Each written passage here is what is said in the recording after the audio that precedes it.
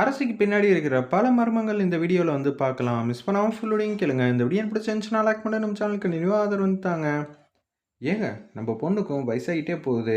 எப்படியாவது அவங்க ஃபேமிலியில் நம்ம பொண்ணும் ஒரு ஆளாக மாறணும். நிச்சயம் என்கிட்ட அரசி வாலாட்ட முடியாது. நான் போய் நின்னாலே அவளால் சோபாவில் கூட உட்கார முடியாது. உனக்கு தான் தெரியும் இல்லை அப்படின்னு கோடீஸ்வரன் ஒருத்தர் வந்து பேசிகிட்டு இருக்காங்க. வா இப்பயே போய் சம்மந்தத்தை பேசி முடிச்சிடலாம். நீங்கள் சொன்னால் கேட்பாங்களா? நான் யார், என்னோட மவுஸ் என்னன்னு தெரியாமல் பேசிகிட்டு இருக்கேன்னு சொல்லிட்டு அரசி வீட்டுக்கு வந்து வராங்க. நான் வந்துக்கிட்டு இருக்கேன்னு போய் சொல்லுப்பா. ஐயா உங்கள் பேர் கோடீஸ்வரன் அப்படின்னு சொன்னோன்னே வேக வேகமாக செக்யூரிட்டி மாட்டுக்கு ஓடுறாங்க. அப்பன்னு பார்த்து சோபாவில் கம்பீரமாக உட்காந்துட்டு இருக்கிற அரசி, மேடம் கோடீஸ்வரன் ஐயா அவங்க ஃபேமிலியோடு இங்கே வந்திருக்காங்கன்னு சொன்னோன்னே சரி நீ போன்னு சொல்லிட்டு டக்குன்னு எந்திரிக்கிறாங்க.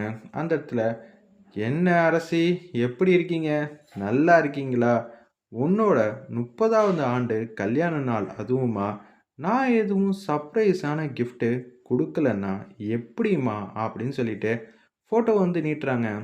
அதில் யார் இருக்காங்கன்னு பார்த்தீங்கன்னா பார்வதி அம்மாவும் மகேந்திரன் தான் ஃபோட்டோவில் வந்து நிற்கிற மாதிரி காட்டுறாங்க. இது மட்டும் வெளியே வந்துச்சுன்னா நல்லா இருக்கும்னு நினைக்கிற, இல்லை இதை வெளியில் வரணும்னு நீ நினைக்கிறியா? நீயே முடிவு பண்ணு. உனக்கு இப்போ என்ன தேவை, எவ்வளோ தேவை சொல்லு. பணங்காசை வச்சு நான் என்ன பண்ண போகிறேன்? என் பேரில் இருக்கிற வார்த்தை நிஜத்திலே நீ ஆக்கி கொடுத்துட்ட. ஆனால் இப்போ நான் அதுக்காக வரல. எதுவும் நடக்காமல் சாதிக்காமல் நீ இங்கே வரமாட்டேன்னு எனக்கு தெரியும். சொல்லு.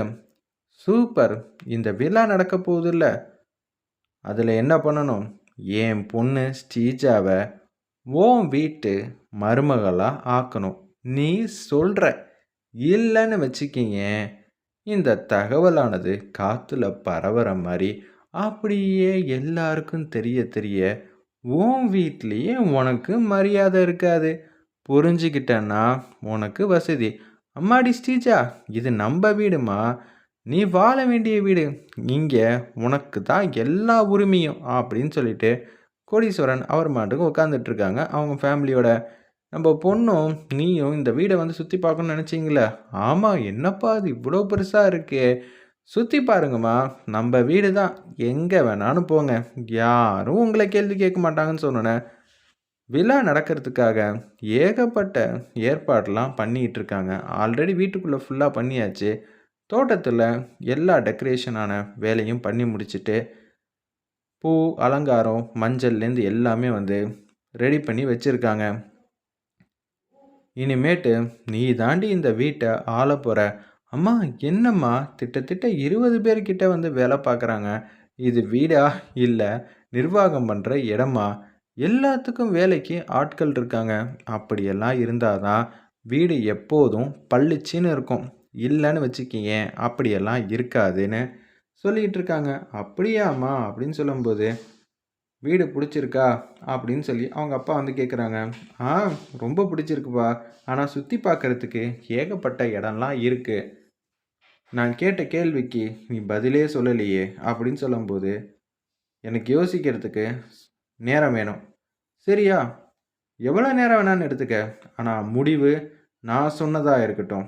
அதுவும் நான் சொன்ன நேரத்தில் நீ சொல்லியிருக்கணும். இல்லாட்டி நான் சொன்னதை நான் செஞ்சு காட்டிடுவேன். ஆப்ஷன் உன்னோடது. நான் சொல்லணுமா வேணாமா? எனக்கு தேவையானதை இத்தனை நாளாக நீ செஞ்சு கொடுத்த மாதிரி இப்பையும் நீ செஞ்சு தருவேன்னு நம்பிக்கையில் இருக்கேன். அப்பா வீடு ஃபுல்லாக பார்த்துட்டேன்ப்பா, வீட்டுக்கு வெளியே தான் பார்க்கணும். சரின்னு சொல்லிட்டு நம்ம சாமந்தி இருக்கிற ஏரியா பக்கம் போயிட்டே இருக்காங்க. அந்த இடத்துல அப்பன்னு பார்த்து மஞ்சள்லாம் நிறையா வச்சுருக்காங்கள்ல, நம்ம சாமந்திக்கு மஞ்சள் மேலே மதிப்பு மரியாதை எல்லாமே இருக்குது. அதை தட்டி விட்டதும் இல்லாமல் கீழே ஃபுல்லாக கொட்டிடுது. உடனே கோவம் வந்த உடனே அப்படியே நிப்பாட்டுறாங்க. கொஞ்சமாவது கீழே பார்த்து வரலாம்ல, உனக்கெல்லாம் என்ன தெரியும் அப்படின்னு சொல்லிட்டு இவ்வளோ பெரிய விஷயத்த வந்து கொட்டியிருக்கியேன்னு திட்டுறாங்க நம்ம சாமந்தி. அந்த இடத்துல என்ன இவங்களையே போய் திட்டுறாங்க அப்படின்னு சொல்லி யோசிக்கும்போது, ஏய் என்னடி இந்த வீட்டில் சாதாரண ஒரு ஆள் தானடி நீ. வேலை பார்த்துக்கிட்டு இருக்க அவ்வளோதானே. என் பொண்ணு யார் தெரியுமா? இல்லை நான் யாருன்னு தெரியுமா? நான் பேசினாலே உங்கள் மேடமே எதுவும் பேச மாட்டாங்க. நீ யார்ரி ஓவரா பண்ணுறேன்னு சொல்லிட்டு அடிக்கலான்னு கை தூக்கும்போது கடுப்பாயிட்டாங்க. உடனே அவங்க ஏதோ ஒரு பொருள் வச்சுருக்காங்க போல இருக்கு. அதை வந்து நீட்டுறாங்க. எங்க கையை ஓங்கி பாரு. இல்லை பாரேன், நீ நிறுத்திட்ட. அதனால நானும் இப்போ அமைதியாக இருக்கேன். ஓங்கி இருந்தேன்னு வச்சுக்கிங்க, அதுக்கப்புறம் நான் பொறுப்பு இல்லைப்பா அப்படின்னு சொல்லிட்டு இருக்காங்க. நீ என்ன வேணாலும் செய்யலான்னு நினச்சியா? ஆமாம், நாங்கள் இந்த வீட்டில் வேலை பார்க்குறோம்.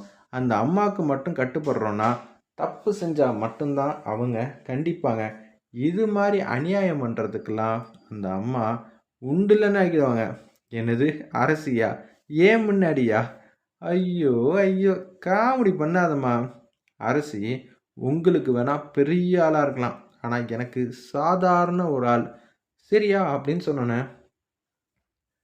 என்ன இவங்க இப்படி பேசிகிட்டு இருக்காங்க, எது வேணாலும் நினச்சிக்க, என்கிட்ட எதுவும் வாலாட்டாத அப்படின்னு சொல்லும்போது, அம்மா இப்போ தான் ஏதோ சம்மந்தம்லாம் ஏதோ பேசிக்கிட்டு இருக்காங்க, நம்ம சின்ன சின்ன விஷயத்துக்கும் இப்படியெல்லாம் வந்து பேசுனா அவங்க எப்படி நம்மளை மதிப்பாங்க, நம்மக்கிட்ட ஏதோ ஒரு விஷயம் இருக்கிறதுனால மட்டும்தான் அவள் நம்மக்கிட்ட வந்து பேசுகிற மாதிரி இருக்குது, பணிஞ்சு போகிற மாதிரி இருக்குது.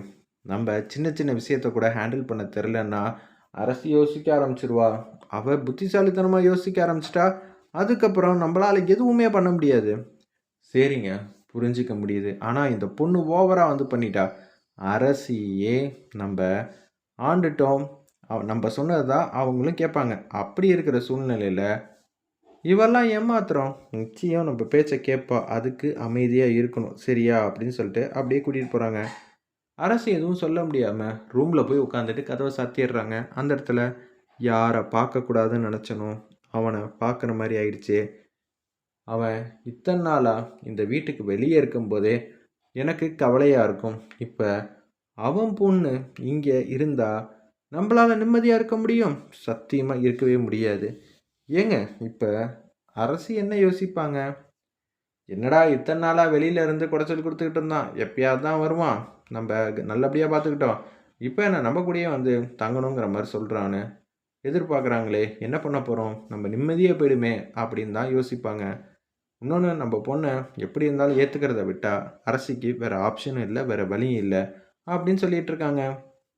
இதை கேட்ட உடனே சரிங்க, நல்லது தான் நடக்கும்னு நான் நம்புகிறேன் அப்படின்னு சொல்லி திங்க் பண்ணுறாங்க.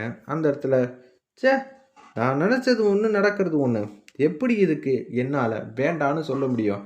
நான் முடிவு பண்ணிட்டேன், எல்லார்கிட்டையும் சொல்லிக்கிட்டு இருந்தேன் உன் பையனுக்குன்னு ஒரு தகுதி இருக்குது, அதுக்கேற்ற மாதிரி தான் எல்லாமே பார்ப்பேன்னு.